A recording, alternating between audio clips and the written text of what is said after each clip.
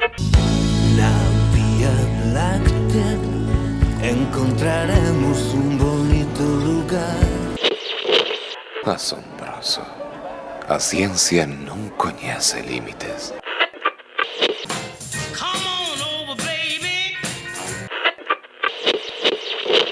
Acaba de sintonizar vostede Baleiro Perfecto.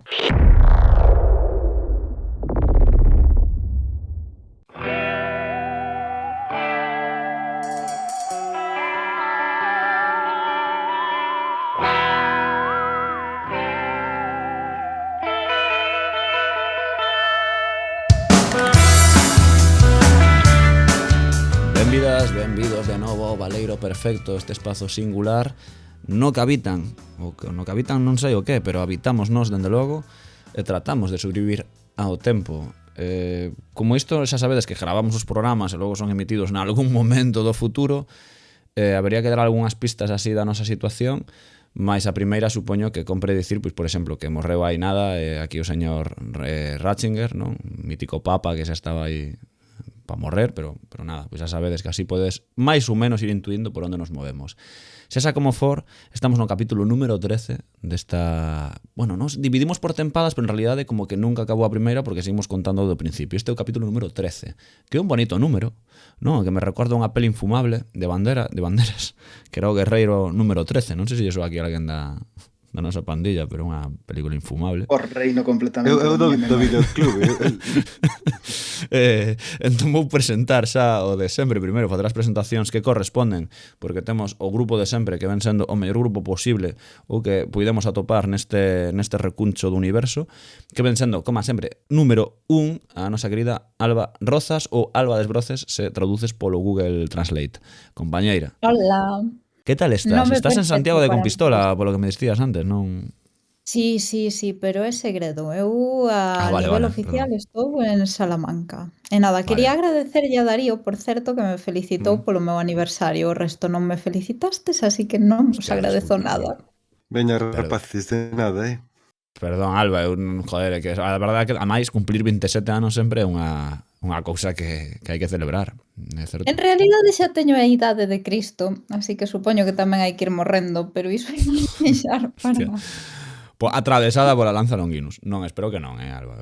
Queremos te ben, o sea, tens que polo menos gravar 2 programas máis. E logo xa sabemos logo que facemos. Logo sabemos, a ver, logo xa miramos. Pero darnos 2 de marxe para ver se podemos conseguir a outra rapaza filóloga experta en materia fantástica.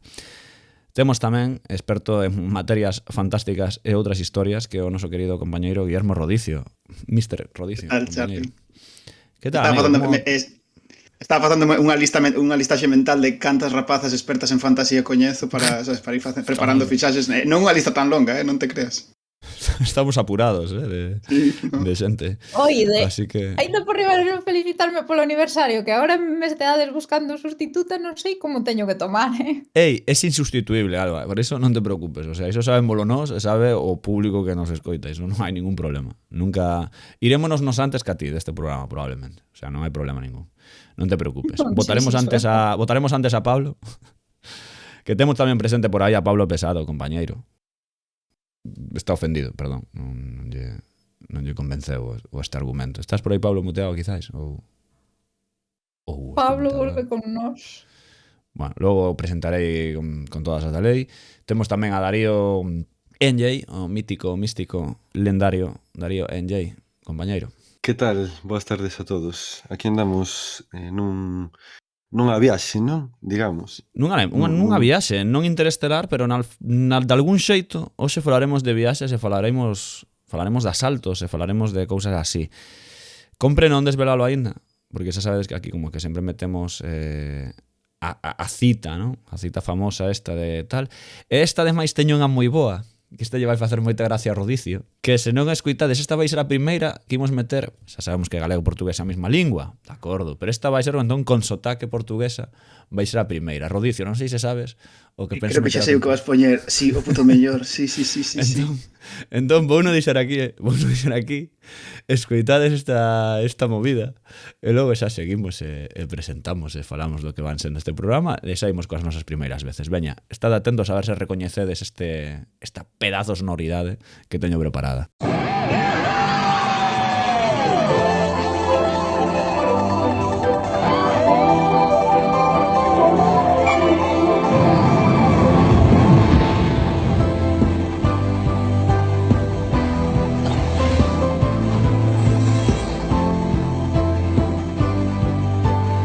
Agumon dizia foi para Graham.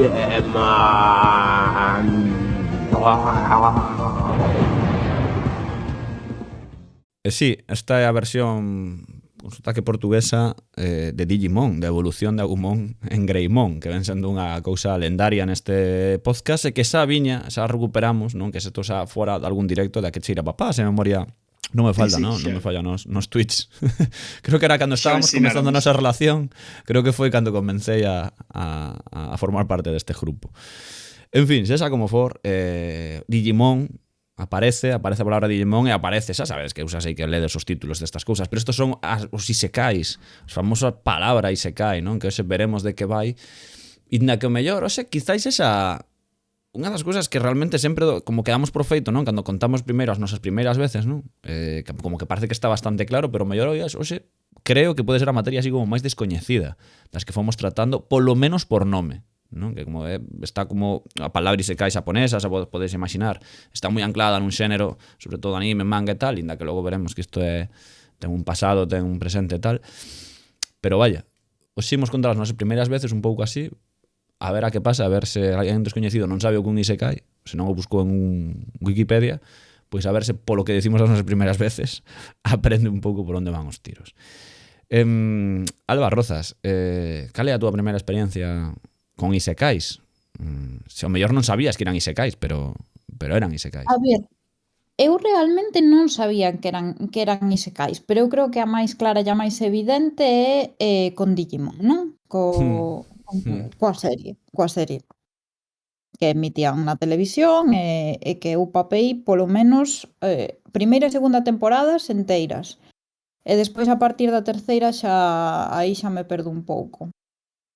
Pero eu creo que esa é a máis clara e a máis evidente das miñas primeiras experiencias con isekai, pero enterei moi pouco de que era un isekai. Claro. É probable que se repita, non? Oxe está... Bueno, de Digimon xa vos adianto que imos falar seguro, non? Porque na cultura popular creo que é un exemplo máis evidente ou máis recoñecido, sobre todo polas nosas infancias ou xuventudes. Mas non sei, Rodicio, ti sempre tes algunha historia diferente neste eido, así que conto contigo para que nos fales do teu propio isekai, probablemente. Sí, a ver, o meu primeiro isekai foi o servidor da Coruña. Explícome, de nacemento eu son Grog, un troll de nivel 17 que naceu no sureste de Azeroth e tive unha infancia moi feliz, moi tranquila, cazando e recolectando, e cando era adolescente unha compañía tecnolóxica con base en Ogrimar, na capital dos orcos, que se chamaba Blizzard, sacou un videoxogo que se chamaba WoW, o World of Humans. E nada, eu creíme un personaxe que estive xogando un montón de tempo, que de feito ao principio deu un montón de problemas porque a miña mai troll non quería que gastase moitos cartos porque era de suscripción mensual e non tiñamos tanto ouro na casa nin nada. Pero fume buscando as miñas maneiras e ao final me tiñe un montón de tempo e acabei convencido de que era un rapaz da Coruña, do noroeste do país, que, bueno, funlle desenvolvendo, sabes? Me tiñe como a rama de literatura, me tiñe tamén un pouco así de deportes, tal, e me tiñe mogollón de horas. De feito, agora, a última cousa que estou facendo co personaxe, teño metido en facer unha movida que se chaman podcast, que meteron os desenvolvedores, que está bastante divertida, a verdad, que está bastante guai. E nada, me tiñe mogollón de horas, me tiñe moitísimas horas ao xogo. Alégrome ben de que... Ata que nivel chegaches? O nivel 30, 31, 32 ou así? No, eu agora, Throg, agora son nivel 31. O personaxe, pois non sei, xa, vas a ver. Elevado. Pablo Pesado, ti que tal cos isekais? Unha experiencia da tua vida habitual ou... Sí, eu tamén, como Rodicio, pasei por un isekai. Cando era pequeno. O que pasa é que non o lembro. Isto é unha cousa moi típica, ademais deste tipo de historias, non? Que ti viaxas a outro mundo e cando volves non lembras nada do que aconteceu nese outro. Pasou, non sei se pasa en Digimon na primeira tamén, pero bueno. A cousa que eu estaba deitado debaixo dun árbore, non sei, tiña 6, 7 anos por aí, e marchei un mundo do que eu só lembro que había conchas. Conchas voladoras que voaban, non sei. Só podo dicir isto porque é o único recordo que teño. Sei que cando cheguei a casa escribín un conto que se chamaba Algo das conchas voadoras. Xa vedes que é un átomo de experiencia. E a cousa que o conto desapareceu. Eu só teño experiencia de ter marchado a algún lugar relacionado con iso. Joder, estou moi fodido porque estou case seguro de que eu tiven esa experiencia, pero en fin, como todos os heróis, volvín a casa e perdina. Entendo. Fora iso, diría que o primeiro Isekai, Los Serrano, basicamente. Poderíamos, non? Poderíamos entenderlo como tal. Probablemente hoxe haxa moito debate, non creo que debate, creo que descubriremos máis Isekais do que a xente cree ou pensa, non? Cando cabila por primeira vez no termo. Darío Enjei, ti que? Cos Isekais como foi a vida? Pois a ver, Isekais así como videoxogos ou animes non moitos, pero sí que é certo que, bueno, teño que falar de Roald Dahl, non? E de Charlie e a fábrica de chocolate, non? Porque eu creo que poderíase contar como un Isekai, non? Outras películas como James o Pexego Xigante, este estilo que, bueno, que teñen tamén elementos dos Isekais, non? Entón, pois sería un pouco a miña primeira vez con algo semellante ao que un Isekai serían eses. Eu é que Digimon non tiven infancia, entón non a vin. En serio, non viches Digimon? Non, aparte que eu era Team Pokémon, tío. Home, o sea, entendo, non? Pero bueno, a ser dos dous, non sei. claro, é que non sei, como que eran a diferentes horas. Non sei, era un hater de Digimon eu de pequeno e non vin nada, tío, non aturaba a serie. Non sei por qué. Home, había unha lenda mítica, bueno, hai unha comparación nos videoxogos en a cultura popular mítica que era de xogos Pokémon sería Digimon, non? Como que era bastante superior a serie de Digimon que a de Pokémon, os xogos como que eran moitísimo mellor os dos Pokémon, perdón, que os Digimon, non? A ver, non é difícil ser mellor que a serie de Pokémon, a verdade. Non, visto así, Todo hai que dicir. No, eu falta sí. gratuita, non? Bueno, oye, hai que... Home, a serie de Pokémon... A ver, a serie é mala de carallo, É bastante mala. A primeira ten momentos emotivos. Home, si, tes a Charmander aí apagándose a lapa, non? Aí que levaba, non? Sí, o momento en que marcha Butterfly ou o primeiro impacto de Pikachu. A ver, hai cousas. Non vou dicir que é a miña serie favorita, pero pódese defender. Que podría ser. Podría ser. Pois eu nada, eu vou tirar de Digimon, non podo negar a evidencia, non? Logo volverei a falar de Digimon, pero hoxe que realmente se pensa así na miña memoria, dende logo é o que máis claro teño como Isekai, non? Máis evidente e máis tal. Seguramente mellor lín algo antes ou bien algunha peli ou algo así, mas Digimon teño clarísimo como serie que foi, tanto a primeira como a segunda tempada.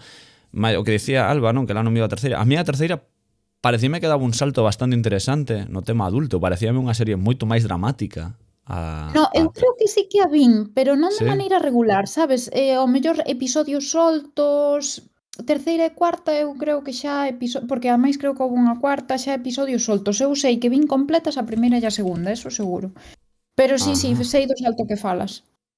Claro, sí, o sea, creo eu, o sea, creo que era a terceira cando cambiaban xa, o sea, a primeira era de sempre, a normal, digamos así. A segunda eran como os irmáns pequenos, non? Destes. Sí, quedaban Cari e TK, e despois e a segunda é Digimon Tamers, Digimon Tamers, ou non sei a pronunciación exacta. Tamers, penso que é a terceira, que é a terceira, cambia non? de universo, cambia de personaxes. Vale. Pois si esta parecíame como bastante...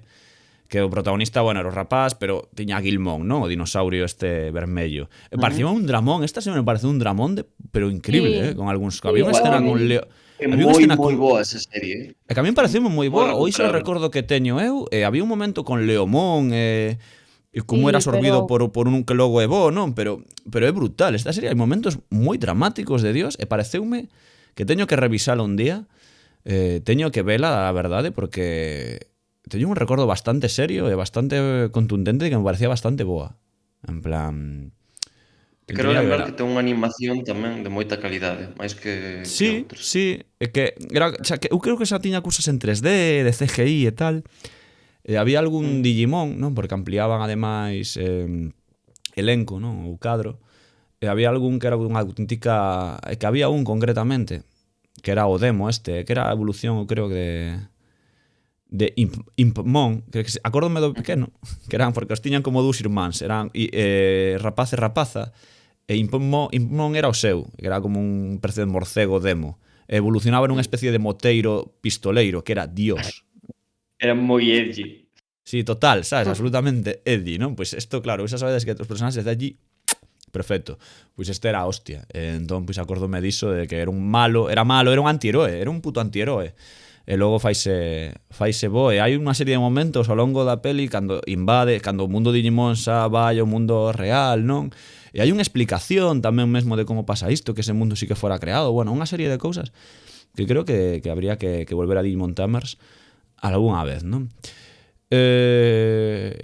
Alegrome de que nos saquemos un pouco de riba, o sea, xa falar directamente de Digimon ao principio, porque admito que non me interesa case nada. O que máis me gusta de Digimon é o todo o que son as evolucións, e que podes pasar de, o sea, de can a frigorífico e de frigorífico a anxo, sabes? Sí, cero. As...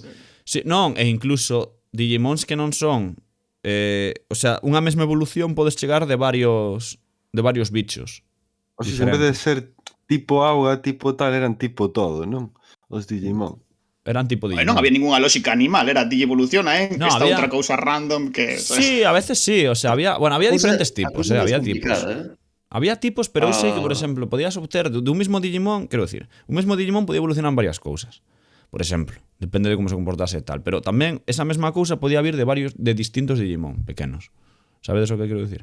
Bueno. Exacto, é un pouco como unha táboa periódica dos Digimons, que podes chegar ao mesmo punto a través de moitos nodos. É interesante o sistema. Porque eu sei aquí eu un experto en Digimon, pero a cousa ten máis chicha que Pokémon. É que ademais eran máis... Non, isto mellor meto a pata. Digimon foi anterior a Pokémon?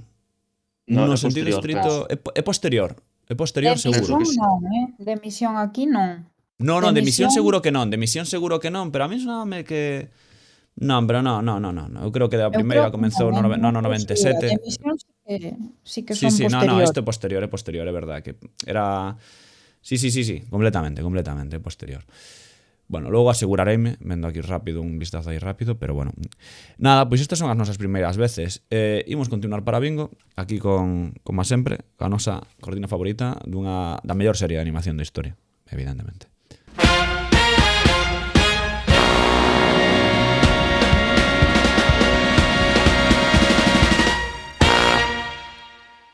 Agora sí, como sempre, definimos a movida. Dou a palabras a Alba, que fixo aquí un pequeno estudo, ¿no? un escolma de cousas, que volo conte ela, para que, se alguén ten aínda dúbidas do que é un Isekai, eu creo que aquí, polo menos, imos ter materia para entrar en debate para intentar etiquetar, que xa sabedes que ao final as etiquetas son os que, bueno, as cargo demo, pero nos intentamos sempre poñelas.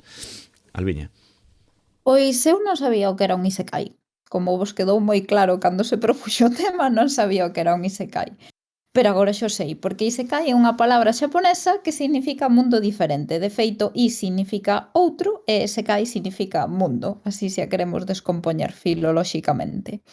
E despois, basicamente, designa un xénero de novelas lixeiras, novelas xaponesas en principio, manga, anime ou videoxogos, é dicir, transmedia e crossmedia e, en xeral, distintos media, que xiran en torno a unha personaxe ou a un grupo de personaxes do noso mundo que, querendo ou sen querer, son transportadas a un universo paralelo, a un mundo de fantasía, un mundo virtual, outro planeta, incluso pode ser no mesmo planeta, pero nun tempo distinto, onde son transportados os protagonistas e teñen que sobrevivir, adaptándose ás regras, ás culturas e á filosofía do novo mundo. E despois atopei tamén que os isekais que se poden dividir en dous tipos, en función de como chegan ao outro mundo os personaxes. Pode ser o isekai teni, que supón a transición a outro mundo, e o isekai tensei, que sería a reencarnación noutro mundo. Entón, no primeiro, os protagonistas rematan teletransportados a outro mundo, viaxando, sendo invocados ou posuindo a outro ser. Seika é o máis común nos primeiros isekais, o exemplo aquí pois podería ser Digimon, do que estamos falando, non? Porque os nenos elixidos cando tal son transportados a outro mundo, van todos de excursión escolar e de repente pois aparecen no mundo digital, polo menos na primeira temporada, e no segundo caso, Isekai Tensei, o protagonista morre no mundo original e reencárnase noutro mundo ou habita o corpo xa existente noutro mundo. E isto seica é o máis común nos isekais recentes. A min recórdame, por exemplo, a Avatar. Eu de Avatar vin a peli, pero tamén me recorda a Sailor Moon. Porque Sailor Moon, basicamente, os habitantes da Lúa e elas, que son as guerreiras, o que fan é reencarnarse como habitantes da Terra. Entón, pois aí o vou deixar, punto. E despois nada, dicir que os isekais poden incluir elementos de ciencia ficción e que o termo que xeralmente que se refire a obras de ficción xaponesas, pero é un termo de acuñación recente. Aínda así hai historias de fantasía occidentais similares, é dicir que o termo de acuñación recente xaponés, pero que se pode aplicar a todo que non sexa xaponés, etcétera, etcétera. Pablo, amplíaste aí un pouquiño tamén, que tiñas anotacións tamén por aquí. Sí, xusto acaba Alba dame para tirar un pouco do fío, porque é certo que, aínda que se cae unha palabra que se popularizou sobre todo, bueno, a partir desta vaga de cultura xaponesa derivada do anime, mais tamén dos videoxogos, a partir dos anos 90, pois dá nome a un tipo de ficción que xa circulaba, non? E que circulaba en Occidente desde antigo. Xa no último baleiro falei de algunhas obras que poderían adscribirse a esta corrente, por exemplo, A historia verdadeira, de Luciano de Samosata, que transcorre nunha lúa en que existe un mundo diferente, ao que viaxa o protagonista. O relato de Xonás a Balea non deixa de estar relativamente preto, mas tamén a corrente da literatura de transformacións, que comeza co Asno de Ouro de Apuleio.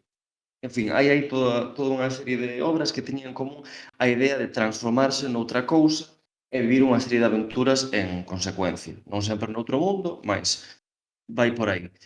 É un tipo de argumento que vai ser moi popular nese período da ficción europea que se pasa da utopía á ciencia ficción. É un período moi protagonizado por mulleres, tamén falará disto no último baleiro, por exemplo, de Margaret Cavendish, do The Blazing World, mais tamén obras como Flatland, moi coñecidas, ou as viaxes de Gulliver, non? Outras tradicións que empregaron tamén este tropo son a literatura fantástica máis coñecida, normalmente da ambientación medieval, mesmo desde o seu fundamento no romanticismo. Por exemplo, un conto moi coñecido, máis que genial, é a hostia, é o Pote de Ouro de Hoffmann.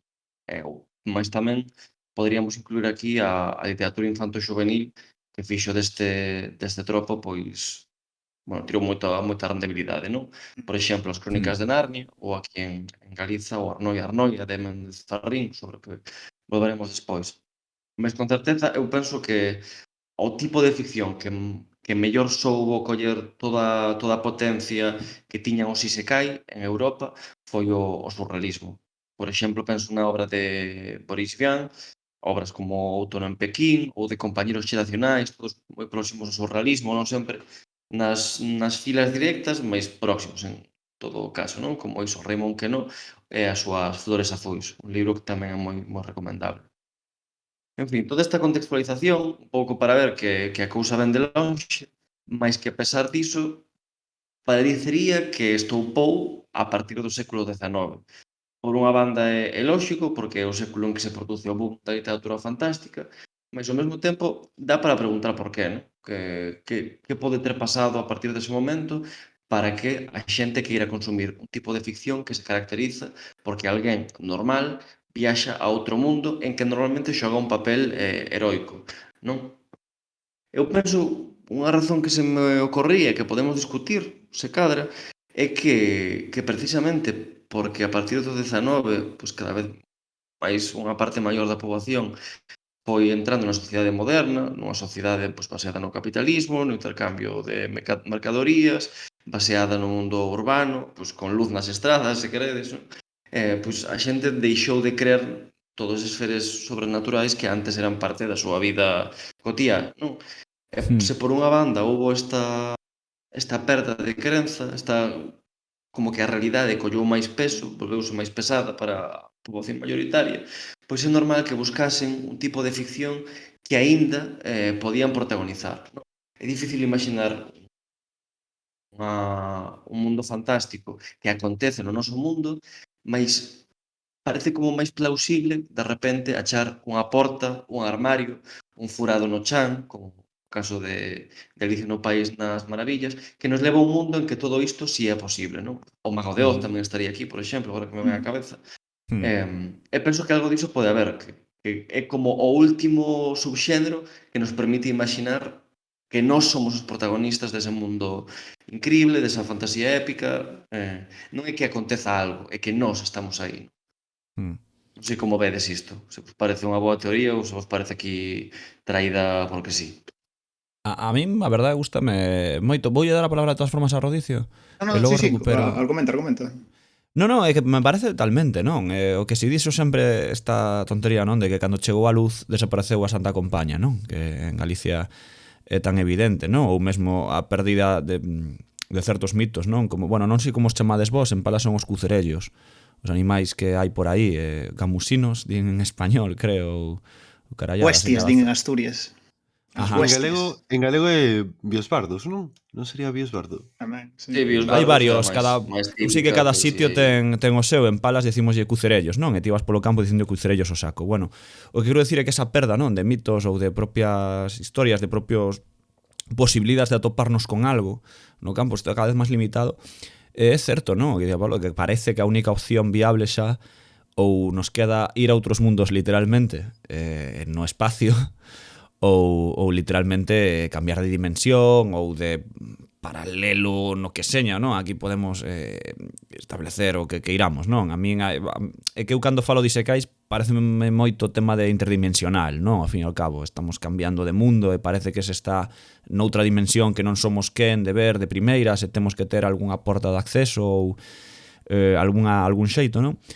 E a verdade pareceme moi interesante, non? De que a medida que o mundo foise recoñecendo a si mesmo, tivo que inventar outros, non, na fantasía para seguir, xa non digo evadíndose, non creo que fuxo moito eu persoalmente deses termos sempre de evasión, non, como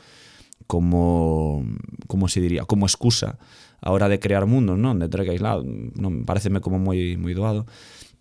Mas creo que sí, que a medida que nos fomos quedando sen rincóns que explorar, tivemos que inventar outros xa que non están aquí, porque aquí xa sabemos que non hai monstruos no bosque, non hai fantasmas, en principio, non? En cuarto milenio parece que sí, en Instagram hai uns cantos, mas a realidade é que non temos cousas, quedan moi poucas cousas, non? Por coñecer neste planeta, sobre todo os accesos están moi restringidos ou moi evidentes, non? Entón, non sei, gustame pensar que sí, non? Que o isekai chega como unha porta cara casi obrigada, non? A imaginación. Temos que buscar algo. Por concluir, penso, por exemplo, na literatura artúrica ou en xeral neste tipo de formato épico, que o normal é que o heroe sexa un descoñecido, que el non sabe que está destinado a ser un heroe, pois que vive é fillo dun granxeiro, non? E de repente alguén o ven buscar e o leva para ese mundo que non coñece, mas que está no seu mesmo país, digamos, non? E simplemente que queda nunha escala social distinta, a escala da aristocracia, da riqueza, non? Que acontece? Que neste caso, como xa non é posible esa proximidade xeográfica, hai que inventar un mecanismo que separe e que ao mesmo tempo conecte o mundo real e o mundo onde vai transcorrer o maravilloso, non? É sempre esta idea da porta, do furado, un pequeno dispositivo, non? Que permite unha conexión sempre provisoria, porque o normal é que o heroe volva e iso que esqueza todo ou Por iso tamén moitas veces o protagonista é un adolescente, non? E ademais o dispositivo pequeno que ti menciona casi que vai coa época, non? No sentido de que antes, claro, ahora normalmente os isekais moitos son por tecnoloxía, non? Como veremos, de videoxogos, de cousas así que cambian, non? De un portal cara a outra dimensión. Evidentemente no século XIX o mellor era difícil, non? Imaginar, era o buraco, o armario, non? Era o armario en Narnia, non? A conexión. Sí. De feito, eu claro.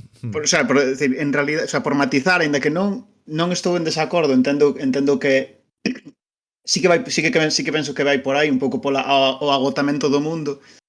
Creo que en realidad tamén o florecemento destas narracións tipo Isekai están tamén moi relacionados coa propia fascinación cos elementos de tránsito, quer dicir, coa propia revolución da tecnoloxía, que son como que todos os escritores ou as escritoras ou creadoras dese tempo estaban tan fascinados polas posibilidades da tecnoloxía que acababan encerellándose nos novos mundos que se podían derivar das mesmas. O exemplo típico podía ser pensar en Xulio Verne, porque non só pensaba nos que existían no seu momento, senón nos que podían existir no futuro.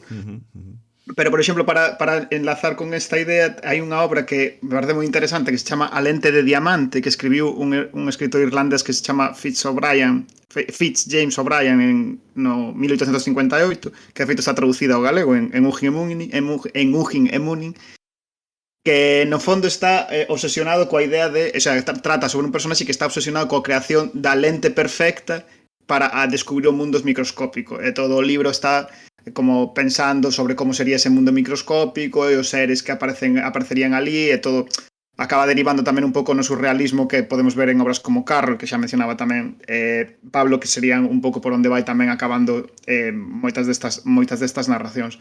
Paréceme interesante a lente diamante precisamente porque pon o centro, aínda que fala sobre o mundo deses bichiños, en realidade gran parte da novela, que é unha novela pequeniña, está como moi obsesionada coas lentes, e hai un montón de páxinas dedicadas a como sería esa lente, a maneira en que reflectiría a luz, e en este sentido penso que moito do desenvolvemento precisamente no século XIX, toda esta literatura é porque están fascinados pola tecnoloxía, están como pensando en e agora con todas estas cousas que podemos facer, que se podería facer, e a literatura como que intenta avanzar ou explorar posibilidades antes de que chegue a técnica que en séculos anteriores non cambiaba tan rápido como para permitir ese lanzamento da imaginación, non?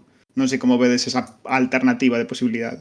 A ver, tamén hai que ter en conta que moitas obras fantásticas escribironse fai bastante tempo. Por exemplo, a obra magna de... Bueno, non sei se dicir como fantasía, pero, bueno, o comezo da novela moderna e a orixe casi de todas as novelas, que é o Quixote, pois foi feita na Idade Media e cus medios máis ou menos precarios, é unha obra mestra, non? O sea, non creo que a imaginación teña que ver co que a base material, non, da xente en xeral, pero sí que é certo que canto máis cousas hai que se poidan imaginar, pois sí que pode tirar por distintos xéneros e desenvolver os xéneros mellor. Pero, bueno, non creo que sexa óbvio. Por exemplo, xa che digo que moitas obras fantásticas míticas foron escritas na Idade Media ou incluso preindustrial, non? Entón, en parte sí que estou de acordo co que dis ti, Rodicio, pero noutra parte creo que non ten por qué.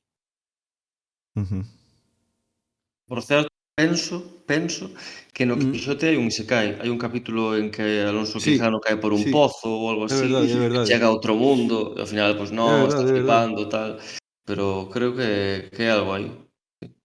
A verdade é que non teño aquí exemplos drásticos, non? Pero a verdade é que na miña cabeza sí que hai como moitas veces, non? O tema do buraco, non? De caer por un buraco e acabar noutro sitio inaccesible de outro xeito, non? Seguro que se busco por aquí agora acho diferentes exemplos, non? Pero é algo como bastante mítico, non? O tema do buraco, non falo de outros métodos, senón do buraco en sí. Porque eu sei que por lo menos hai... Sí, di Alba. Eu creo que en certas novelas de cabalerías hai certos tópicos que inclúen iso, que poderían, non sei ata que punto poderían entrar e considerarse isekais. Sí que teño que facer unha pequena puntualización, porque se hai algún ouvinte que foi compañeiro meu de carreira ou compañeira miña, porque éramos máis mulleres hispánicas, vaime matar se non o digo, que O Quixote non é unha novela. O concepto que temos de novela é un formato literario que xorde no século XIX. E o Quixote como do século XVII. Só teño iso para mellor. Fora de aquí, formalistas. Pero Quixote non é como orixe a novela moderna, o sea, como obra magna así da, o sea, como Négome inicio. a ter esta discusión. Non me gatela aquí, porque ademais Pero ahora simplemente non se corresponde co concepto de modela novela. Corramos un tupido velo. Ahora vai dicir alguén, ¿no? O jaque mate. E por que se llaman novelas ejemplares? Jaque mate, ateos, ¿no? Aí xa non vou entrar, eu xa estou en paz co mundo e con se as compañeras me están escoitando, Que sí, eu que xa sí. estou Está metida a semente, ¿no? Está plantada xa. Bueno, pois non sei se queredes aportar algo máis nestas primeiras liñas, ¿no? Eu creo que máis ou menos está claro. Non sei se queres meter algún exemplo por aquí, Rodicio, algún exemplo máis que tengas por aquí anotado? No, simplemente teña apuntado eso, falando antes dos mundos microscópicos, porque quizáis despois non hai tempo para falalo. Parecíame divertido pensar nesa lente de diamante no século XIX como antecedente de Cariño en Collín os nenos ou Sí, é que Osmosis pensei, ¿no? Jones. Cando dicías, sí.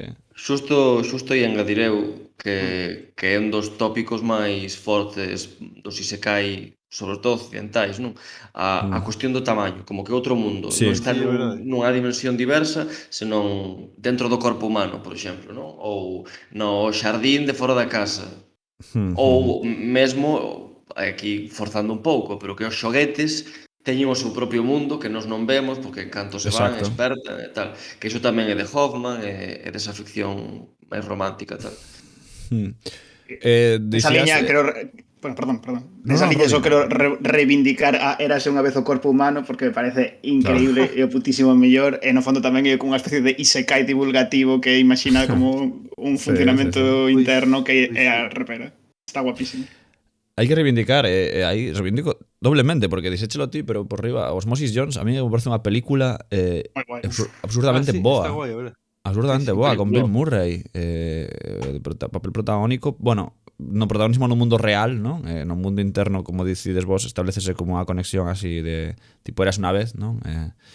O tema, pero unha peli bastante descoñecida para moita xente, que un día falei aí atrás e ainda non hai tanto, falei, e moi pouca xente na mesa coñecía a película, sorprendeume porque a min parecerame un super thriller de detectivesco tal, ¿no? De acción así no corpo, con moi ben pensado, vaya, moi ben tratado. Pois é tamén como Bichos, non? Ou Ants, non? Tamén nese estilo, falando do tamaño tamén.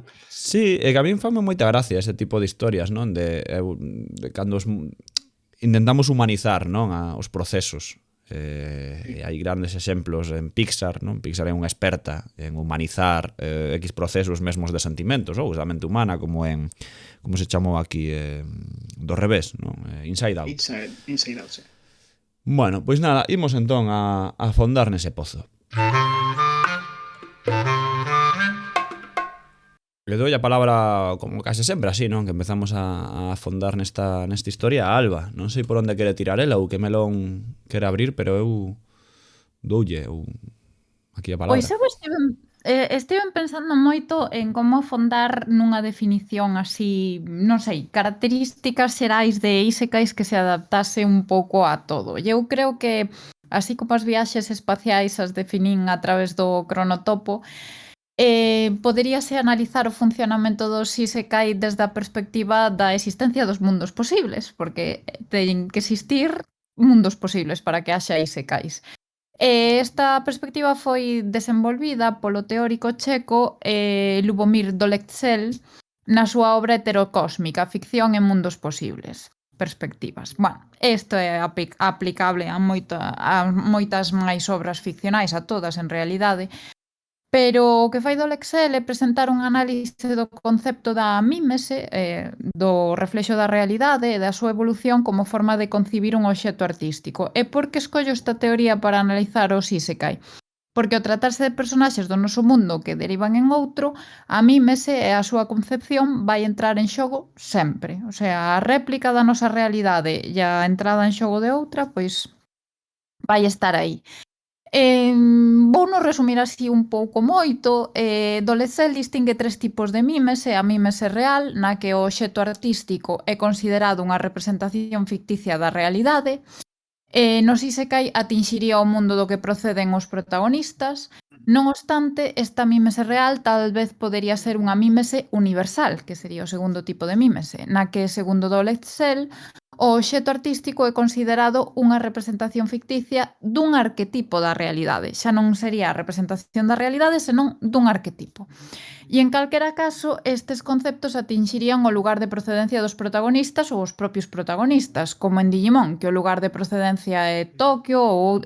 Non estou segura, porque claro, Tokio creo que na primeira temporada, se non é Tokio son outras cidades de Xapón, aí estaría a mímese real, pero os protagonistas son arquetipos de nenos preadolescentes con diferentes personalidades, que aí sería pois a mímese universal con, e agora refírome á primeira temporada porque é a que teño máis interiorizada. Tairo Lidl, despois estaba Mimi, que era a nena repipi, estaban Mate TK, que eran os irmáns de pai divorciados que sufrían moitísimo, etc, etc.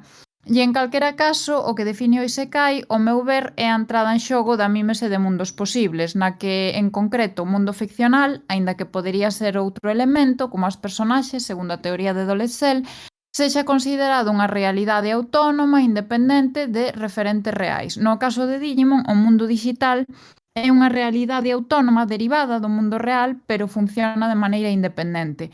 Non é unha mera réplica do noso mundo. Entón aí o Isekai funciona.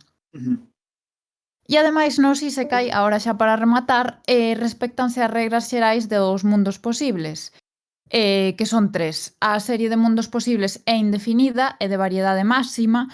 Isto débese a que os mundos posibles, ao ser entidades autónomas, non se ven restringidos pola súa relación co mundo real. Entón, hai unha cantidade infinita de mundos posibles e poden variar infinitamente, porque non representan o mundo real, que sí que é finito. Isto, de feito, aparece explicado en Digimon e acórdanme que é na segunda temporada de Digimon que llo explica Gatomon a Kari e fan un dibuixo moi precario no ordenador onde hai varias liñas e despois distorsionan esas liñas de maneira que interfiren unhas noutras. Entón, o que lle explica a Gatomon é que hai múltiples mundos que van chegar a interferir entre sí. Despois tamén outro exemplo que se me ocorreu foi o, non sei que pensades vos, da Materia Escura, da triloxía de Philip Pullman, que tamén hai unha científica que viaxa a un mundo no que as criaturas dotadas de raciocinio son de apariencia animal e non humana, serían humanos con aparencia animal. Entón, eso tamén creo que podería entrar no dos isekais. Non sei se coñecedes a Materia Escura. Hai unha serie de HBO que é unha boa adaptación, a película que se fixo unha malísima adaptación, ao meu ver. Por eso Pero... se fixeron máis. Eu coñezo a serie, o sea, eu coñezo as novelas, pero non sabía que se fixeron a adaptación. Pero bueno, non lín aínda.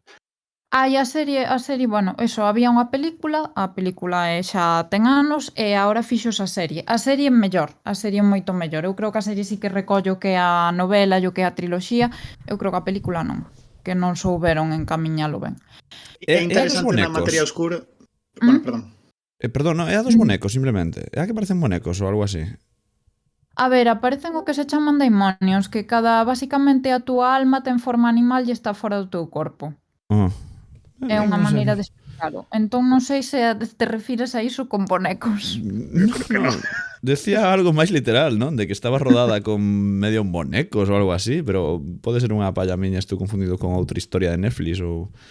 Porque que dices que plataforma era? A Materia Oscura. HBO. Esta na mesma que en Xogo de Tronos. Vale. No, sigue, continúa, Rodicio. É interesante, digo, de pensar a Materia Oscura como un isekai, porque convirte o feito de ser ou poder ser un isekai, porque estou con Alba en que quizáis non entra no tradicional, a posibilidade de convirtese nun xiro de guión, sobre todo a partir do segundo libro, cando coa daga descubren que poden abrir dimensións, unha desas posibles dimensións é a nosa, en ese sentido poden viaxar, non? Claro, e aparte iso, que hai unha científica da nosa dimensión que viaxa a outra na que se ten que adaptar e ten que vivir ali. Claro, non sei ata que punto realmente cal é a diferencia con respecto... Bueno, hai moitas diferencias, Sí, non? O claro. argumento é outro con respecto a Digimon e así, pero realmente tense que adaptar a un mundo no que os seres racionais non son humanos. Eu sempre os imaginaba como unha especie de xirafas para que os ouvintes se fagan unha idea se non leron o libro, pero bueno, tampouco son así. Pero iso, que sí que me quedei pensando, non? Bueno, nestas cousas. Despois, a ver, para rematar, os mundos posibles son ontolóxicamente homoxéneos, son un conxunto de posibilidades non realizadas e, polo tanto, calquera mundo posible é igual de posible que os demais. É o que ven dicir isto. Independentemente de que da súa proximidade co mundo real, aínda que a nós nos pareza que canto máis diferenciado do mundo real máis imposible é, no momento en que é posible, dá exactamente igual, teñen a mesma categorización. Pois iso, conforme pode ser Digimon, pois podería ser Sailor Moon, aínda que a primeira opción pareza ou sexa máis próxima á nosa realidade, non? O do mundo virtual e non un mundo máxico, por exemplo. E por último, os mundos posibles accédese a través de canles semióticos e isto atinxe a nosa relación con eles, a dos lectores, espectadores e receptores. Accedemos a estes mundos non físicamente, senón a través dos signos que poden ser o texto, a serie, a película, o videoxogo, etc., que os estipula. É dicir, en ningún caso estes mundos posibles deixan de ser ficción, porque senón aí xa non sería Isekai. Eu creo que aí xa teríamos outro problema. En serio? Entón eu definiría... Ostras. Isto me parece máis problemático. Isto sí que me parece máis problemático. O sea, que dicir Sí. que o outro mundo ten que ser sempre como unha mímese. Nunca pode ser igual de real que o mundo real. A ver, ten que ser ficción para nós, para lectores, receptores, etc. Porque no momento en que non é ficción, eu creo que xa perdería a categoría de Isekai. Non sei. Pero non para a propia ficción, entón, creo, o sea... Claro, para nós, non para os nós, para o protagonistas lector. do Isekai. Vale. Matiz, para lectores, receptores, espectadores. Porque claro, no momento estamos falando de mundos posibles, entón, no momento en que nós, como persoas reais, podemos acceder a ese mundo xa é real, xa non é posible, xa non é ficción. Entón hai que ter cuidado con iso. Problema aquí. Porque estaba pensando que quizáis a serie ou a obra que máis xoguetea con esta clasificación en realidade é Rick e Morty con todo o tema das dimensións paralelas. Pois sí, totalmente. Claro, pero Claro. Enrique e Morty, parte do xiro da primeira tempada é descubrir que estás nun mundo que é un mundo paralelo. E para o personaxe, no momento en que o descubre, é cando se decata de que está viaxando, non? Cando se decata de que non está no seu mundo originario. E nese sentido, a propia noción de que o mundo non sexa ficción para nós, que nós percibíamos que estaban no mundo que para nós é o mundo real, é un xiro de guión, pero que non deixa de ser retroactivamente un Isekai durante todo o tempo. Non sei se me explico. Sí, entendo. Eu creo que sí, non? Sí, entendo. Claro, pero bueno, pode ser nese unha sentido aplicación. era o mundo real, é exactamente igual que o noso mundo real, ou prácticamente, indistinguiblemente. pero a ver, o Isekai tamén pode ser a réplica do mundo real. Quero decir, pode ser a réplica, pero ten que ser ficción. Rick e Morty non deixa de ser unha serie. O sea, este terceiro punto vai un pouco desde o punto de vista externo. Vale. No momento en que Rick e Morty fose real, aí xa non podería ser un Isekai. Entón sería un Isekai o episodio dos Simpson onde Homer viaxa ao pasado cunha tostadora vai como a futuros posibles despois que non sei se lembrades o capítulo. Sí, que despois acaba como no mundo real e todo o mundo mira a Homer como Bueno, está o mundo no que Ned é o amo señor do mundo tamén e todo o rollo, pois non sei, ese é bastante Isekai ese episodio, non? Pero a cuestión, penso Sí, que pode Isekai ser, non pode ser está que moi teña algo de ben Isekai. delimitado como subxénero.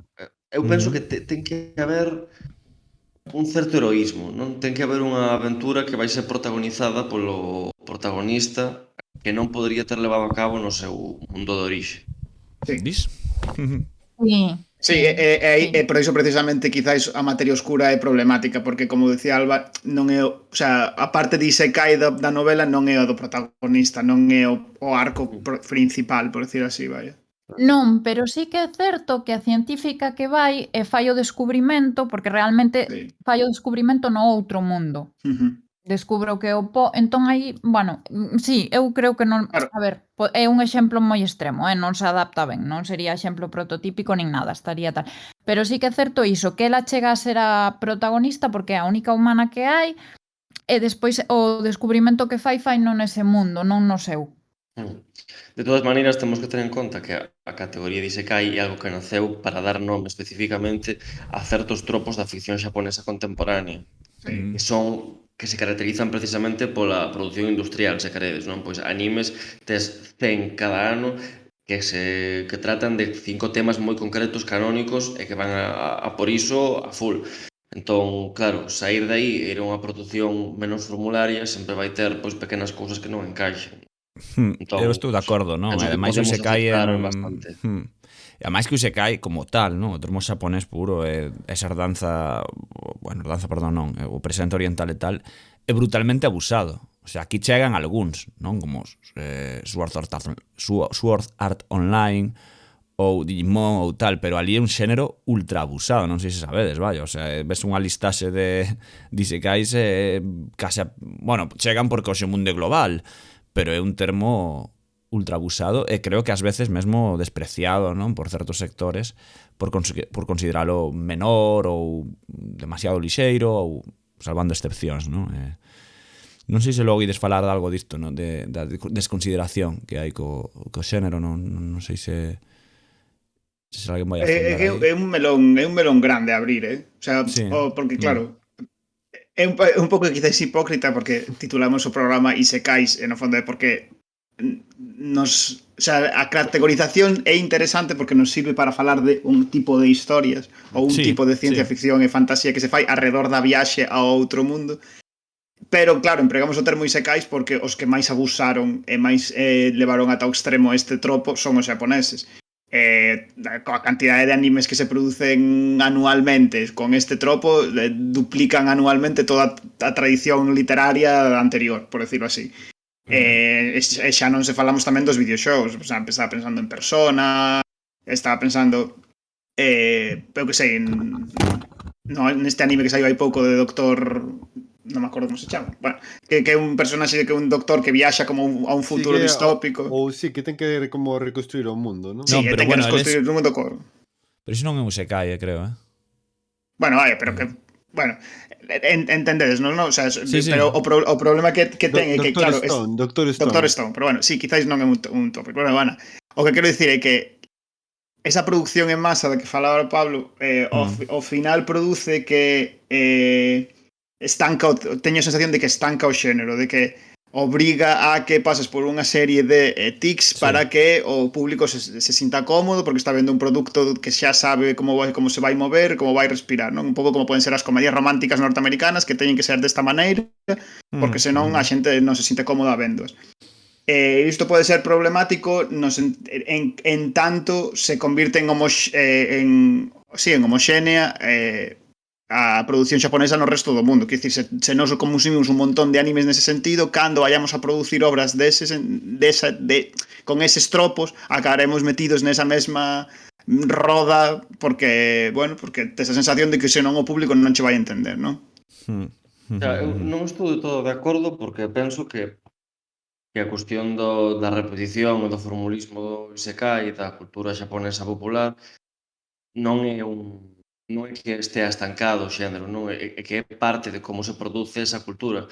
Penso que fora da industria do videoxogo do cine norteamericano debe ser unha das producións culturais máis industrializadas de todas, non? Entón, sería posible facelo sen a repetición constante, sen ritmos moi rápidos? Penso que non.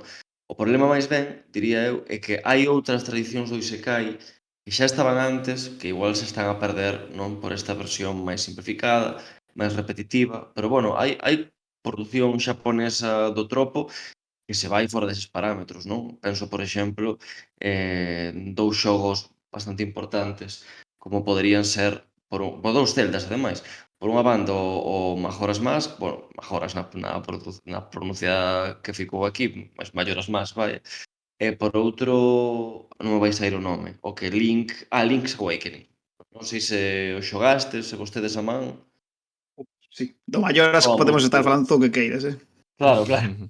É que é un xogo moi importante na gran tradición do videoxogo, un dos primeiros produtos desa industria que foron reivindicados como alta cultura, non? Que ten moitos dos tropos de Alicia no País das Maravillas, pois O protagonista chega a través dun burato a un mundo en que existen todas as persoas que el coñece do seu día a día, mais que teñen nomes distintos, fan cousas distintas, e viven na perpetua ameaza de que a lúa vai caer do ceo, vai destruir todo en 4 días. Entón ti podes viaxar no tempo e ir vivindo unha e outra vez un tempo cíclico para arranxar pouco a pouco as cousas e conseguir salvar o mundo. En fin, é unha historia moi interesante, moi ben feita tamén a nivel mecánico, mais que penso que mostra ata que punto en Xapón, ia dicir, estanse a saber facer as cousas moi ben, mas estanse, o xogo ten 20 anos xa, Xa. souberonse facer as cousas ben, e estou seguro de que poderíamos atopar outros exemplos contemporáneos moi potentes. O que quero dicir con todo isto? Que por unha banda o estancamento non é tal porque é a precondición de como funciona o anime, para que sexa económico ten que ser así, e por outra, penso que sí que hai outras tendencias que ás veces non chegan tan ben, pois simplemente porque é difícil consumir produción xaponesa, ás veces simplemente por cuestións de traducción, non? E do Sí, Malloras. a ver. Do Malloras estaba pensando que é que se pensas no Malloras en termos de mesmo da tradición da que estábamos falando durante todo o programa, non deixa de ser, por exemplo, como unha especie de viaxe de Gulliver onde Link vai visitando os tres reinos, igual que os tres reinos que visita Gulliver, máis co engadido ademais da máscara, do que non se ve como un outro, senón que finxe ser un deles. Como que colle ese tropo e o revisita para contar as historias que pretende contar o xogo. Que de feito no xogo está presente outro tropo que tamén é moi típico, penso eu, dos Isekai, que é a idea do carnavalesco. Nas máscaras, mas tamén nos traxes excesivos, personaxes, como dicilo, por exemplo, na animalidade, non? Que non só exista o humano, senón o humano en convivencia pois con homes porco, con seres sobrenaturais. Pensemos, por exemplo, na viaxe de Chihiro, outro grandísimo isekai xaponés, en que non hai unha especie prototípica que habite ese mundo. Os humanos non son os donos de todo, senón que hai desde animais antropomórficos, humanos, espíritus, e todo está carnavalizado, como levado á estetización absoluta. Non sei se A estética do Persona, por exemplo. É difícil chegar aquí. Sí, por exemplo, tamén onde a máscara tamén é o centro, non? Pois hai unha cuestión, non, que quería abrir eu, que era a dos isekais, non, e os videoxogos, sobre todo cando o protagonista, non, o que esa viaxa ao videoxogo. É curioso porque ahora, por exemplo, se estáse creando concretamente un videoxogo, que non hai que ver os videoxogos, non? Pero acordeime disto bueno, chamábase Project Asia antigamente, ahora non sei como, non me acordo o nome de como se chama, que é un xogo de Square Enix. Pero vaya, este é o exemplo de videoxogo, non? Eu quería falar de cando viaxamos realmente a un videoxogo, non? E exemplos disto é o que dicía antes de Sword Art Online, non? Ou Overlord.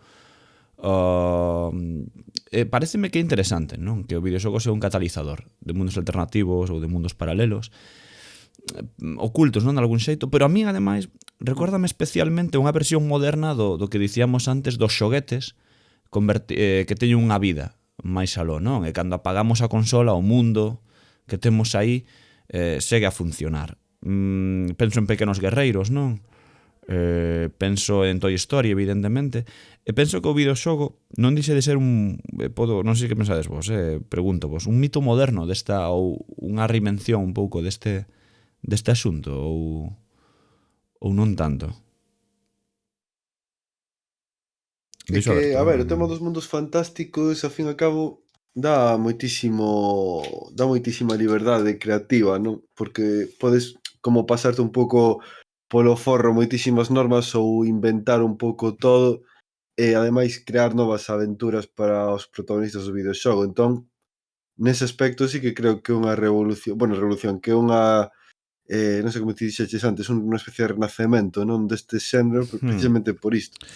É que cando, por exemplo, cando xogamos un MMO, non, ou un MMORPG, tal, non deixo de pensar que hai unha especie de isekai real, non? No que nós creamos un avatar, que non somos nós exactamente, entendo que hai unha distancia prudencial, non, entre a ficción, entre a realidade, mas realmente cando ti creas un avatar, creas unha extensión de ti onde es ti mesmo o que está a xogar nese xogo. Non sei se, Pablo, ti Podes afondar un pouco máis nisto ou entendes un pouco por onde quero levar o asunto, non? Pero poderíamos entender, cando creamos un personaxe de rol nun xogo, que realmente estamos facendo un isekai na nosa realidade, como tal. Claro. Eu, a ver se entendín ben, eu vou tirar si ideas e a ver se dou máis ou menos por onde queres ir. Por unha banda, penso que gran parte do MMO o que está a facer é coller aquilo que funciona ben no Isekai e leválo un paso máis aló. No seguinte sentido, se a ficción Isekai che permite imaginar un mundo en que ti atravesas unha porta e de repente és o heroe, o que fai o MMO e outros subxéneros semellantes é permitirte chegar a ese mundo directamente. O que pasa é que non chegas a desconectar do teu, evidentemente hai unha interface polo medio que é pois, o teu ordenador, o comando da consola ou o que sexa, mais sí, o que fai é coller esa relación cognitiva tan forte de identificación coa personaxe e levala un paso máis aló. Isto sempre se di que é un dos motivos polo que o videoxogo funciona tamén, mas penso que no Isekai é particularmente potente porque de todas as tramas da ficción popular é a que máis fincapé fai na idea de que ti podes ser o protagonista, non? Sí. Non sei se por aí poderíamos tirar Sí. un fío. E logo outro que se me ocorre, que igual tamén ias por aí, non o sei, é a cuestión da evasión e do perigo que abre o Isekai tamén como ficción, non? A cuestión de vivir vidas paralelas e até que punto o que na ficción é inocuo, interesante ou así, cando che dan as armas para facelo de verdade, pois causa perigos. E de feito, se o pensamos, hai todo unha subxénero do Isekai que se centra niso, no perigo de que cando volvas ao teu mundo xa non sexas o mesmo, non? Que perdas o contacto Exacto. coa realidade. Tal vez o exemplo máis antigo que se me ocorre é a historia interminable, non? En que o protagonista accede a este mundo Isekai e chega a ter o poder divino para construílo. Non sei se lembrades este momento ou se lestes a historia interminable. Pero, bueno, en fin, chega un momento en que se esquece da súa casa. A trama céntrase en que el sexa capaz de volver. Mas tamén poderíamos ir a Tron, ese tipo de... Pensando en Tron, eu tamén, sí. Sí. Claro, de películas que poñen o acento en estás a vivir un mundo en que es o heroe, efectivamente tes unha xencia moi importante aí, mas olla que igual a volta é un mindundi, sabes? A ver que pasa. Sería unha especie... Sí, perdón, Darío. Un pouco como superheróis, non? Que son os mindundis na realidade, pero, bueno, menos Batman, e logo son, en plan... Hai uns superheróis da hostia, non? De feito, había uns cómics, creo que eran de Mark Millar, non lembro o nome, que era dun rapaz que ia en cadeira de rodas, mas as noites, cando dormía, convertíase nun superheróe e saía a patrullar a cidade. E ao final o que está a focalizar é isto, precisamente. É que de algún xeito, non, ese pouco me sabe a realidade, non pasa tamén a Avatar, non? Cando o rapaz, non, de rodas entra no corpo do Avatar, que non dixe ser... De feito, ia comentar logo de Avatar, perdón, Charlie. Non, pois comenta, se o exemplo é evidente. Non, comenta ti, que eu só ia a mencionalo. Pero é evidente, non é... Xa sería forzar un pouco o que falamos de Isekai, non, como tal, pero sí que vexo esa conexión, non, tamén de chegar de que o mundo real logo sabe a pouco, non? No sentido, inda que aquí xa o propio mundo real é o que é, porque o Avatar é real, bla, bla, bla, non? Pero el segue atado ao seu corpo como tal, non hai unha transferencia absoluta, etc. Pero sí que interesante. De novo, penso que está guai porque enlaza co que intentei argumentar ao principio. Penso que é unha fascinación coa tecnoloxía. Quer dicir, que toda esta especie de convertir o videoxogo como no lugar onde podes exercitar a aventura é unha fascinación coa propia posibilidade que temos cada vez superior de crear mundos digitais e poder interactuar con eles, porque en esencia non vexo que sexa para nada diferente en termos de isekais o que pode ser unha partida de rol de mesa que se leva facendo dende os anos 50. É exactamente igual de crear o isekai crear o isekai coa mente e despois actuar nel, pero agora facémoslo a través de unha ferramenta que é un código digital que nos permite interactuar con limitacións, non? Non sei que melón queredes seguir abrindo, se tendes algún a man, queredes aquí abrilo co coitelo, pois somos Se vos Oídos. queredes traio algún outro exemplo así para debatermos. Tira, tira. Por exemplo, Undertale e a súa o seu revisionado actual del Tarrún. Outro, eu penso que dos isekai en videoxogos máis importantes e non de procedencia xaponesa. Xogástelo Undertale? Ou non vos Sí, colleu? teño pendente o Deltarune, que é o nome ao revés, non? Que se di... Sí, Bueno, non é é o nome ao finísimo. revés, perdón, é un anagrama. Perdón. É finísimo o del Tarrún. De feito é que, cando estábamos a falar de facer o programa sobre este tema, estaba xogando, porque acaba de sair o segundo Acaba de capítulo. sair, sí, non? Sí, sí. Sí. É brillante. O sea, se Undertale é brillante, Deltarune é como aínda máis meta.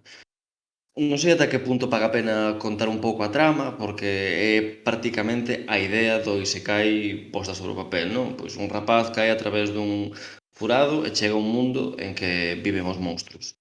Pois alí ten que levar a cabo unha tarefa épica. A cuestión é que todo é moito máis complicado do que parece.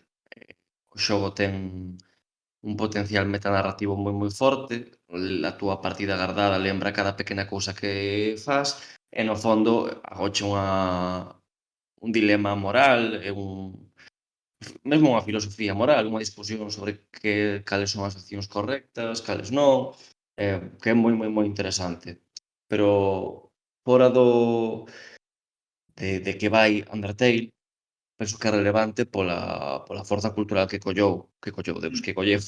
Creo que alá polo 2014 saíu, máis ou menos, 2015, e foi un dos videoxogos independentes con maior suceso de toda a historia do xogo independente, vai, desde os de 2010 para cá, ou mesmo de 2000 Sí. para cá, foi unha locura, a verdade.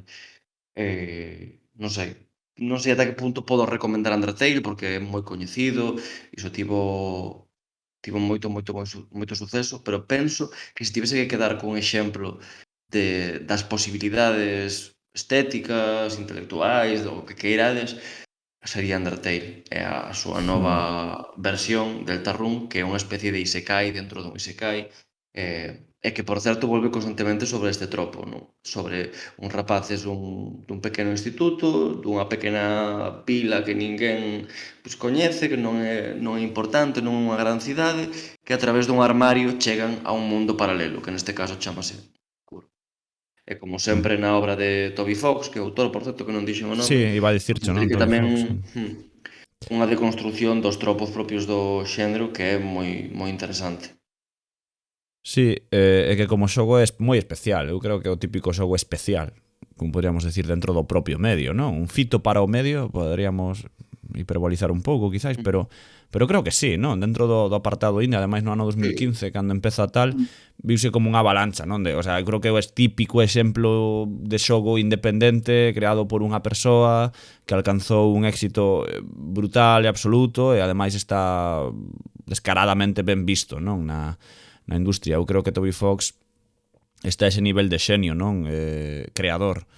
Ademais o ten isto, non? Eu só lle lembro Undertale e Deltarune, ahora que non ten ese punto de autor que é esencial, non para Comezara facendo ROMs revisionados do Earthbound, que tamén ten bastante de Isekai, un xogo de rol mítico, mas si como obra propia iso ten iso.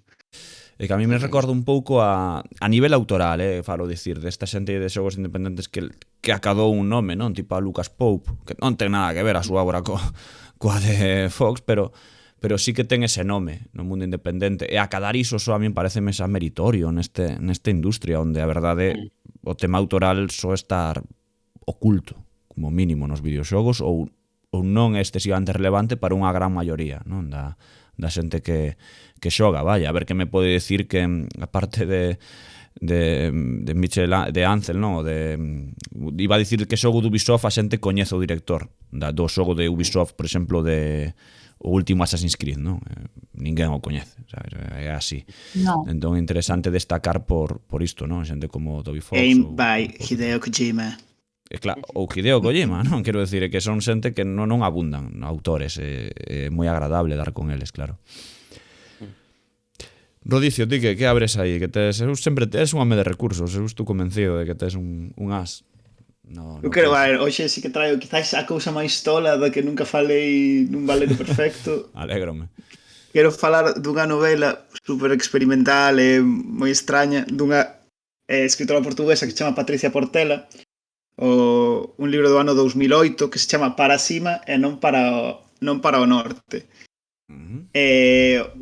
Basicamente intenta explicar a historia dun punto que se sabe bidimensional e quere chegar a ser tridimensional. Entón viaxa, o sea, é como unha especie de viaxe do punto que chega a tomar consciencia de si mesmo e ao pasar cambiar de dimensións, non? E o Isekai é a viaxe do punto a través do propio espazo, por decirlo así.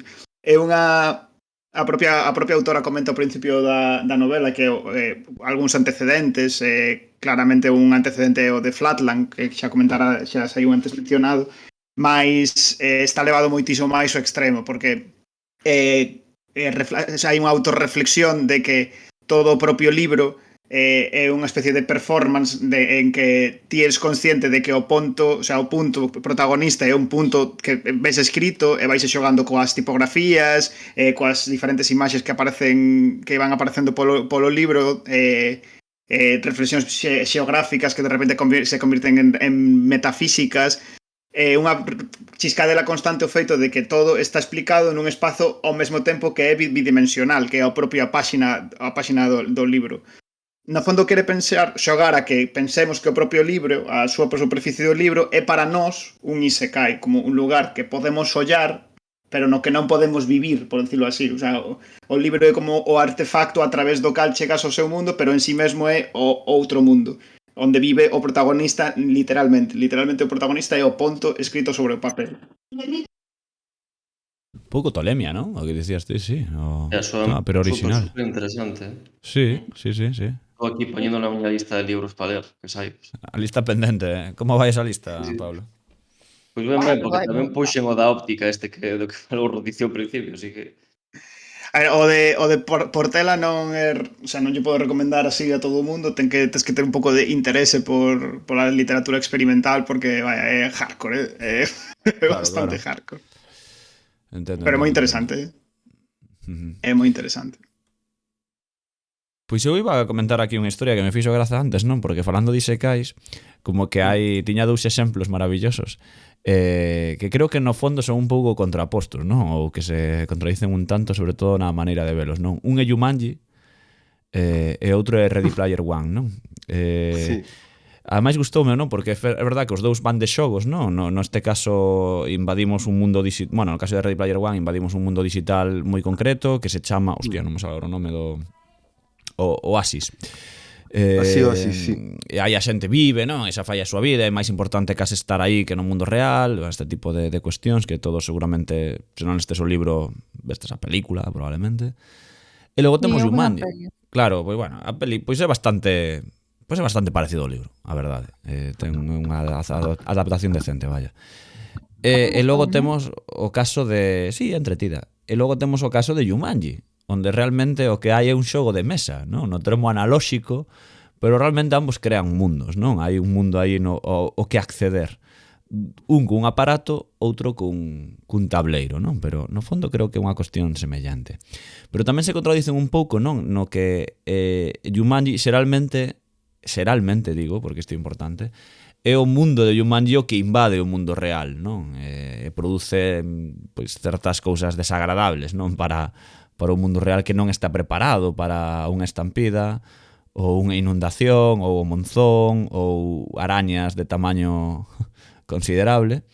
E logo en Ready Player One evidentemente somos nós, non? Os que accedemos a ese mundo. É certo que en Jumanji hai un caso moi concretísimo de isekai purísimo, que é o caso de Alan Parris, non? Interpretado por Robin Williams, que é o rapaz que se perde nese mundo, que quede illado nese mundo unha chea de anos, que crece ou medra, vaya, ata alcanzar xa o estado adulto, e logo consigue volver, non? Pero vaya, pasa un bo tempo da súa vida ali, non? Pareceríame interesante ese concepto, non? De invadir o mundo ou ser invadidos polo mundo. Nese concepto, non? Pero entendo que seguimos falando, non? De isekais, mesmo cando ese mundo contacta con nós, son esas criaturas as que chegan a nós. O que pasa é que aquí claro, se abrimos un melón brutal de etiquetas, que xa sei que aquí as etiquetas pues, sempre son difíciles de asumir, non? Pero claro, se o mundo que nos invade, tamén pensei na Néboa de Stephen King, non? Dese mundo paralelo que non se sabe de onde ven, pero as criaturas acaban por tomar o noso mundo, e non sei se podemos falar nestes termos, non sei como vedes vos. Para min son historias distintas, os arquetipos son moi distintos.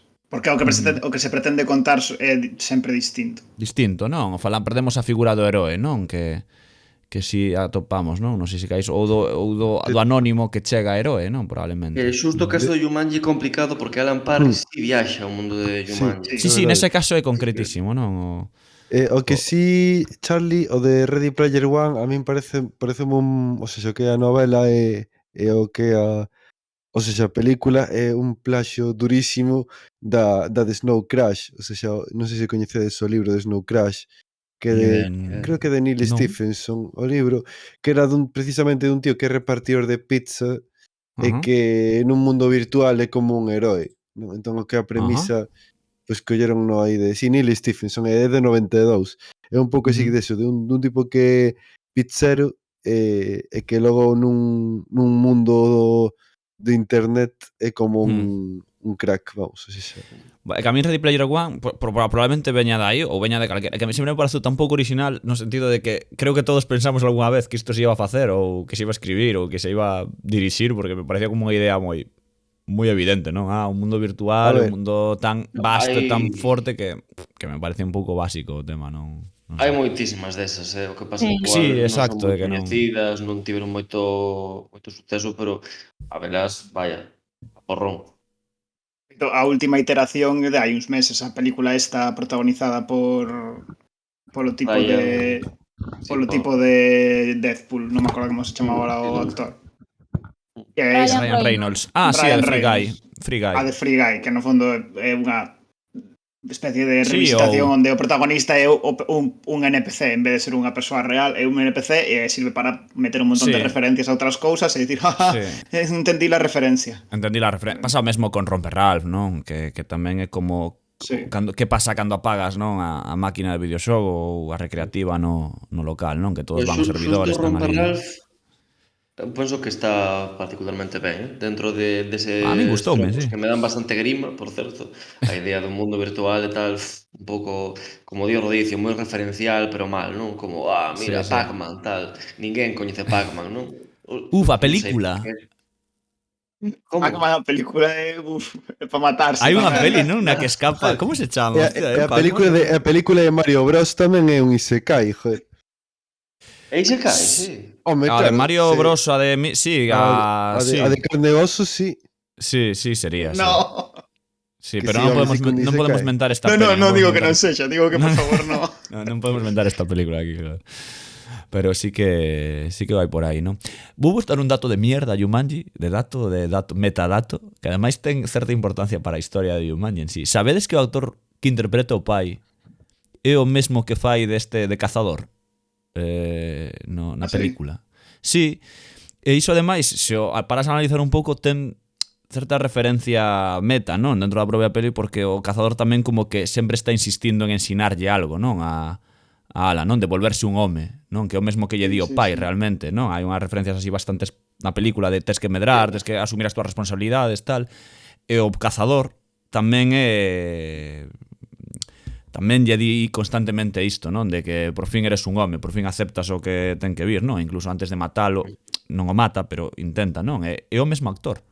O pai que Pat Bell, creo que se chamaba, ou algo así, non? A pronunciación mellor non é tal, pero... Sí, algo así era, sí. E sempre me flipou, pero outras de anos en descubrir isto, que estaba ben maquillado o rapaz, non? Sorprendeume que era un pouco... Isto xa é fiar moi fino, podes tirarme tomates, non? Pero algo moi parecido a... No Simpson hai con Homer e con Krusty. Sabedes que é o mesmo personaxe pintado un pouco diferente, non? Pero realmente o... Notase. Non? Sí. Vale, pero hai como esa tamén, non? As dúas figuras que realmente son a mesma ou son totalmente contrarias, pero hai algo aí que me fía, non? De Bart con Alan Parris e aquí estes dous personaxes que son o mesmo en realidade. Pero bueno, como se di estas cousiñas tontas, non? Que tampouco é tal, pero sobre todo quedando coa Jumanji, que sí que me pareceu interesante no seu día.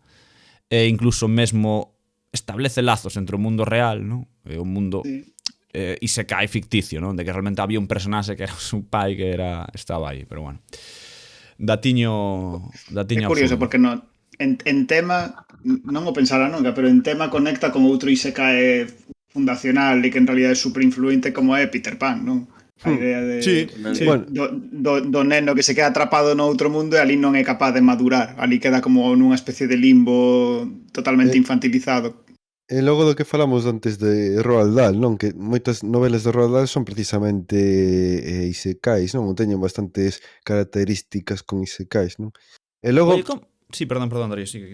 verdad, bueno, non sei se estamos acabando xa, pero quería dixer esta pregunta máis para o final do programa.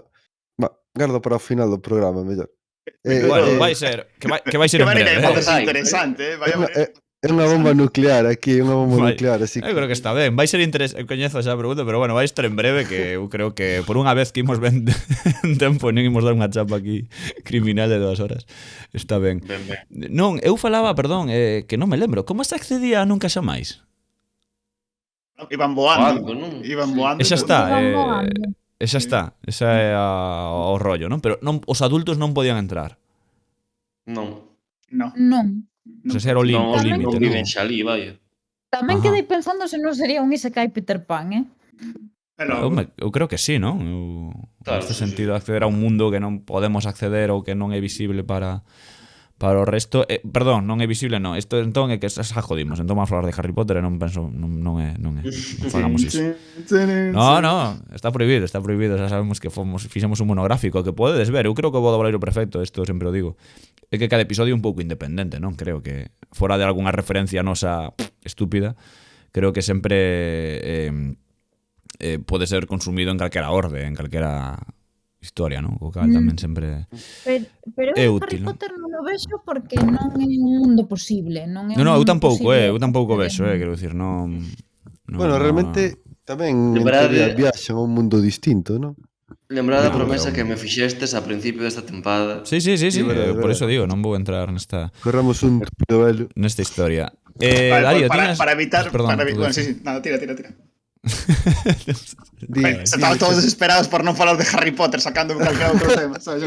Saca tema, rápido. A miña pregunta é Space Jam Sí. non é un isekai tamén?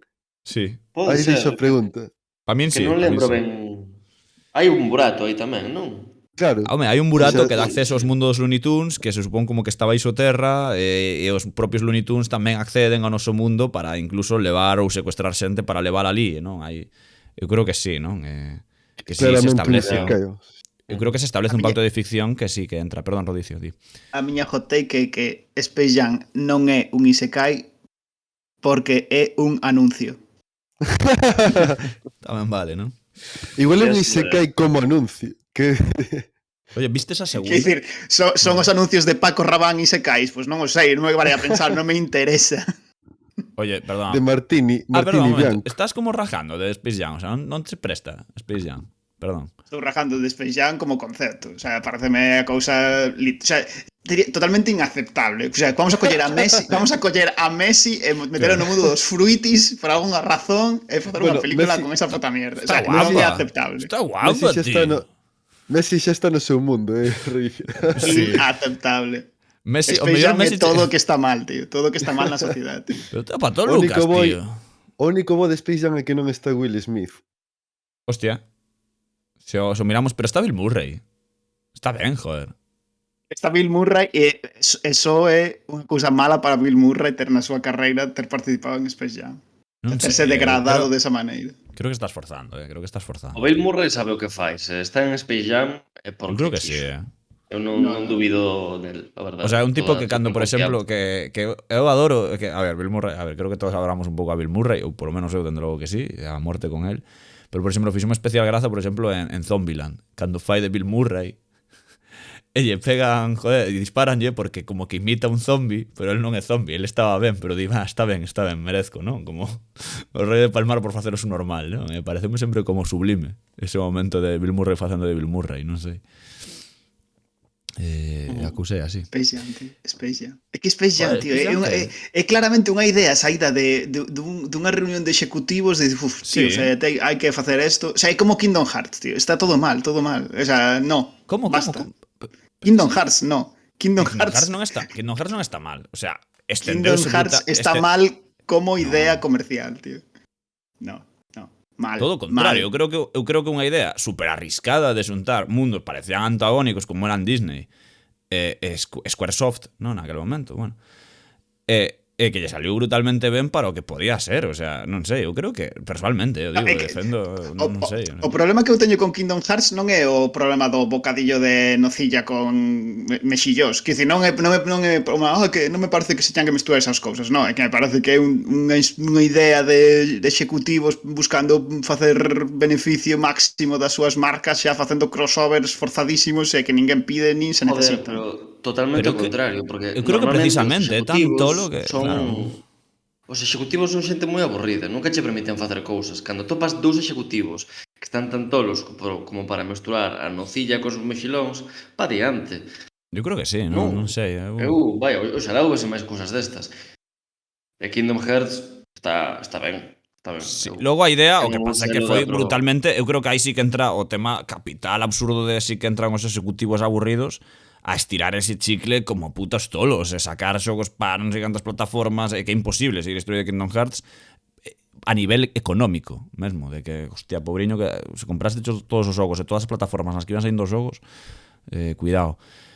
Pero a historia xa está totalmente brutalizada, o sea, imposible de seguir en liñas xerais de que é o típico que necesitas ler no fandom wiki Kingdom Hearts para saber onde con estás, pero eu creo Son que todo funcos, tío. Son todo funcos. Claro. Sí.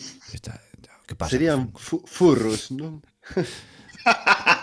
A ver, está Donald, tío. Que Donald sexa o mago e que che mande curas, a mí me parece, bueno, non manda porque é un hijo de puta, pero é así, o sea, a mí pareceme algo Goofy, a mí pareceme un soño feito realidade, estar con Goofy e Donald nun xogo RPG, sinceramente, o sea, a mí parece unha bestialidade. O Isekai está para iso. O Isekai está para iso, certamente, ¿no? Ao final sí que o Isekai eu creo que a veces busca un pouco ese punto de tolemia, ¿no? Mesmo de caricatura total. Eu, por exemplo, que dixades vos antes de Estudio Silvi, ¿no? De que realmente son mundos totalmente tolos. O mundo de joder, a Viaxe de Chihiro, un mundo, joder, super fantástico, o sea, a min é dos mundos que máis me interesou sempre na ficción, non sei a vos, pero a min parece un mundo tan vivo e con tantas cousas que parece que hai aí, non? É unha tolemia tras outra. Esta A metando Viaxe de Chihiro é seguramente o mellor Isekai que O coñezo. Viaxe de Chihiro. Que me estedes mentando a Viaxe de Chihiro para xustificarme o Kingdom Hearts está me parecendo unha puñalada polo lombo. Mira, vas ir con ela. É sucio, É sucio, pero é a nosa, non? Tiñámola aquí guardada na valla, a faca. Pois non sei se queredes abrir algunha cousiña máis ou se este queda así oriña e media tranquila para os nosos ouvintes. Se me deixades vou traer unha última cousiña, porque me colle moi de paso. Claro. Esta semana marquei unha novela dun autor que coñecía, pero que é totalmente distinta ao que eu pensaba que era, que é Flan O'Brien. É un autor galés que eu leralle unha novela que se chama A Boca Podre, penso que está en Rinoceronte, que é como unha especie de parodia da novela rural irlandesa na liña de Memorias dun neno labrego, non? Este tipo de cousas. Pero ten este libro que se chama O Terceiro Policía, que este sí que non está en galego, teño en portugués, pero, bueno, está moi ben. E basicamente é un Isekai nesta liña así como vanguardista, experimental, da que falaba Rodicio, e que tería pois, como fundadores pois as Viaxes de Gulliver, tamén Alicia no País das Maravillas. Basicamente é a historia dun asasino, dun home que mata a un veciño porque está pasando necesidades, necesita o seu diñeiro. Hai como unha trama policíaca, realista durante o capítulo, ata que el vai de volta onde escondeu o diñeiro, vai agarrar o cofre en que está e cando toca descobre que xa non lembra o seu nome, que pasaron moitos anos e que está nun universo totalmente distinto, non? E a partir de aí, pois, é unha trama iso típica na liña de Alicia. El intentando entender a lógica deste universo que non lle pertence, en que todo parece facer referencia de alguma maneira ao crime que cometeu, mas de maneira moi rara, non? Por exemplo, chega a unha comisaría que está en 2 dimensións. Fala cuns policías que están obsesionados coas bicicletas que sosteñen que as bicicletas están convertendo en humanos. Unha cousa moi rara, pero que viñame moi ben porque estou lendo esta semana, ainda non acabei, fago así como unha recensión super rápida. En definitiva, a puta hostia, moi recomendada. Pois hai que anotalo, pois. Pois Flan nada, O'Brien xente, está no corazón de todos os coruñeses porque había un bar que se chamaba Flan O'Brien, estaba moi ben. Sí, non sabía. Sí. E que poñían ali? Era un pub Pois normal? había, a tortilla creo que estaba bastante boa. Sí, poñía un raxo con queixo azul que flipas. Pero bueno, era comida de batalla, non era Sí, tampouco aquí refinado. No. Entendo. E tiñan nunha vitrina a boca podre marcado. E creo que tiñan barra libre con ca comida, entón iso favorecía moito os clientes. Hostia puta. Pois agua de peche, use se as barras cae. libres. E se cae no Flan O'Brien de... Bon, podemos escribir a historia ahora nos de Isekai do Flan O'Brien, non? Que lembranza, ese Riz, lembranza desbloqueada aí. Sí. Sí, señor. Pois nada, xente, despedimos aquí os Isekais. Sí, que seguro que quedaron moitos no tinteiro, como sempre. Mais sempre un placer, non? Falamos desa interacción un pouco de broma, non? De brincadeira, facemos aí de que sempre queda algo. Pero é verdade, cando non lo recordades e falades aí de tal, sempre é bo ter esa interacción de que, vale, esta xente que non... Esas visitas ou esos números que nos escoitan realmente si logo nos comentan e falan é sempre agradable, non? Ter un feedback dese estilo e tal, así que sempre animamos a que comentedes o que queirades ou nos transmitades. Sí. Unha cousa, de outro podo facerche unha petición de outro deste programa. Por favor, podes poñer algún fragmento de Space Jam. Gracias. Pero escaqueadito, en plan, sen que saiba nunca o rodicio. Que o saiba cando esté revisando o abandonou o chat. Que o saiba cando esté revisando o programa, en plan de agora xa é o que é, non? Ou non hai volta atrás. Bueno. Pois nada, veña, quedamos aquí. Dentro de 15 días volveremos. Dentro dunha semana teredes o Tigre de Futuro neste mesmo lugar que o iVox da que cheira papá. E seguramente, vou tirar a moeda do aire, entendo que haberá algunha retransmisión por aí perdida, non? De Twitch. Entendo que sabe que neste tempo despois de Ratzinger, quen sabe. Bueno, Deus o teña na gloria, que seguro que lo ten, e a nós pois a ver quen nos ten. Veña, a Buriño. Durante uns minutos corrinche detrás Urano, Saturno, Xúpiter, non sei onde estás.